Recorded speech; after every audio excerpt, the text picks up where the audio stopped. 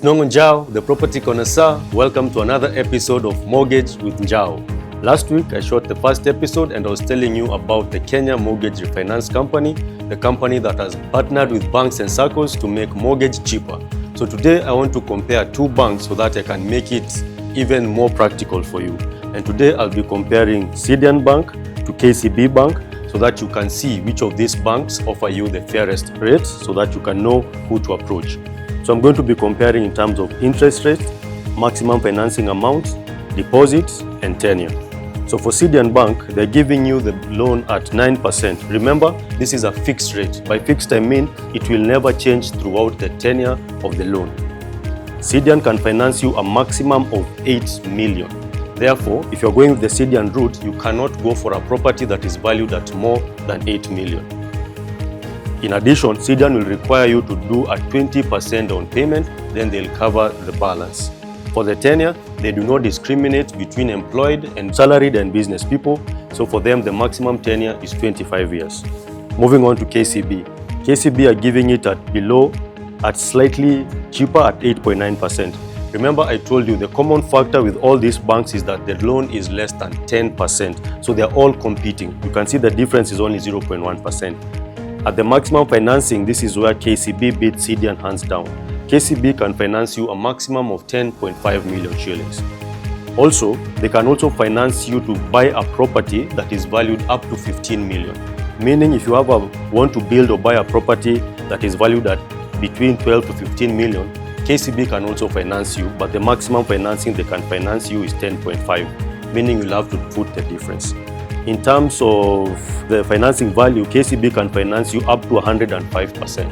What this means, they can cover the whole cost of buying the house, 100%, and the extra 5% is to cover for closing costs. Closing costs are things like legal fee, things like stamp duty, which is usually 4% for houses and properties in cities and towns, and 2% for houses and properties in outside towns and cities. KCB, in addition to that, they have a special category of loan for the people in the informal sectors. These are your mama mbogas, watu wa jua kali, people who are basically earning irregular income. For them, they can finance you a maximum of 4 million, which is good news. So if you're a mama mboga, if you're a jua kali artisan, KCB is for you because they can finance you up to 4 million to either buy or build your house. Now, because KCB can finance you up to 105%, they don't really require you to do a deposit. So that's a good thing. In terms of tenure, KCB discriminates between business people and salaried people. If you're in business, the maximum period of time you get is 15 years. And if you're in salary, the maximum period you get is 25 years. Now that we have the basics, I want us to compare between getting a loan with Sidian and getting a loan with KCB. Whom do you go for? So for this, I want us to use the KMRC calculator. You can go to KMRC website, you'll see their calculator there. So we're going to do, because Sidian can only finance you a maximum of 8M, we're going to go with 8 million for equality's sake. So you go to your home calculator. It's, I don't know if the camera can capture this, but it's a very simple calculator. You put in the price of the house, the tenure, and the interest rates. So for Sidian, let's go with Sidian. We start with 8 million. The down payment required is 20%. The maximum period is 25 years and the interest rate is 9%. So it calculates for you and it shows you. So if you are to go with Sidian and take a loan of 8 million, you're going to do a down payment of 1.6 million, being 20%. Then the monthly payment is going to come to 53,709 per month. So throughout the 25-year period, which is about 300 months, you're going to be paying 53,709 per month. It doesn't matter whether it will be 5 years later, 10 years later, this will not change. So at the end of the 25 years, you'll have paid a total of 16,112,571.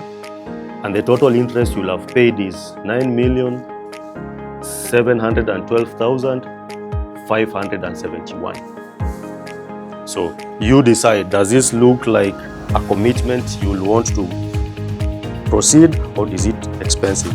Also, at the tenure, this is 25 years, assuming from retirement age. So if you are 45 and over, you won't get the full 25 years. So you'll get the difference between 45 and 60. So now let's do the same, but let's do for KCB. So the exact same calculator. The only thing that will change is you're going to do 8.9, and because KCB does not require down payment, we are going to put the deposit as 0, then we calculate. So if you go the KCB route, you're going to be paying, so the deposit is 0 because they're financing you 100%. So you're going to be paying per month 66,589. The total amount you're going to have paid back is 19,976,620. The interest will be 11,976,620. So when I talk about mortgage is all about numbers, and numbers do not lie. So for today, we've compared Sidian and KCB. I've showed you the interest rates, the deposits, the tenure, and I've even given you a scenario to help you make a decision. So next week, we're going to compare, or the next episode, we'll compare 2 other banks so that I can keep you informed. I hope you enjoyed that episode. If you've liked it, please consider subscribing, and see you on the next one. This has been Ndongo Njau, the Property Connoisseur.